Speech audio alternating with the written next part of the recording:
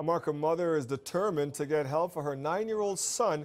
Exactly 5 years ago, he was riding his bike when he was hit by a car. The child suffered a permanent traumatic brain injury. Now, a school program that has been helping him cope has ended. Shannon Martin joins us now with the story. And on top of this, Shannon, there have been some frightening incidents lately that have the family extremely concerned, and that's why they're speaking out. That's right, and they have called everyone, agencies, their MPP, the Premier. Here's more from the mother. She'll tell you her story, and as you'll see, we've agreed not to reveal the identity of her youngest son. He is funny and smart and athletic and walks and talks and looks like everybody else. Unfortunately, on September 27th, 2012, he was hit by a car while riding his bike on the driveway of our house. He wasn't conscious for the first few days, and when he awoke, he was not the same child. He was completely different. Different likes, different dislikes, screaming, crying, yelling, mad. Like, that must have been such a dramatic change for you guys. Yes, when you actually get a doctor telling you, to your face that he's definitely changed, and he's changed for the rest of his life. It's permanent damage. This isn't something that grows back. Melissa Skinner's baby boy, he just started junior kindergarten, would never be the same. He suffered damage to the frontal lobe part of his brain that directly impacts your personality, the thing that makes you who you are. The list of changes to the boy's behavior was staggering. Does things that are really scary. They're very, very scary. 1 minute he can be great, and the next it's a very scary situation.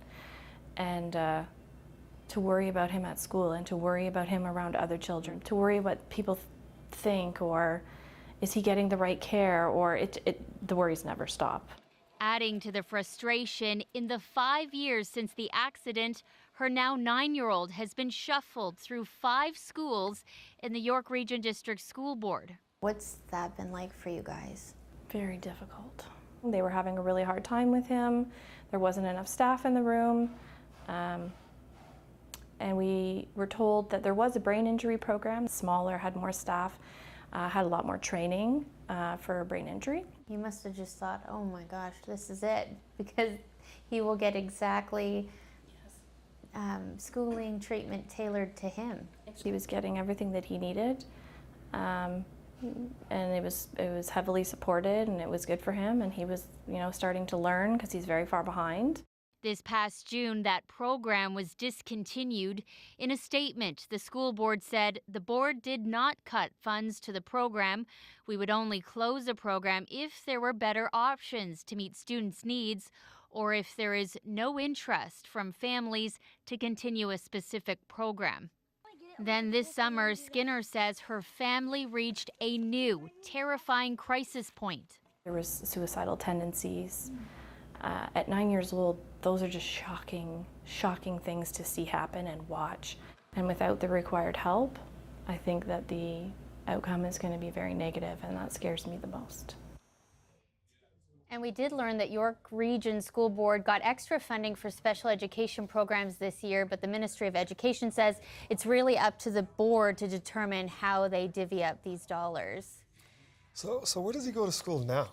So every day, this 9-year-old gets in a cab from his home in Markham to Richmond Hill to a place called the York Center. His mom says it's a great facility, great staff, but they specialize in mental health. The center is campaigning for government support so they too can train their people in brain injury. Dwight, this care is so different, it's so specialized, and there seems to be a real need for it. Wow, thank you, Shannon. You're welcome.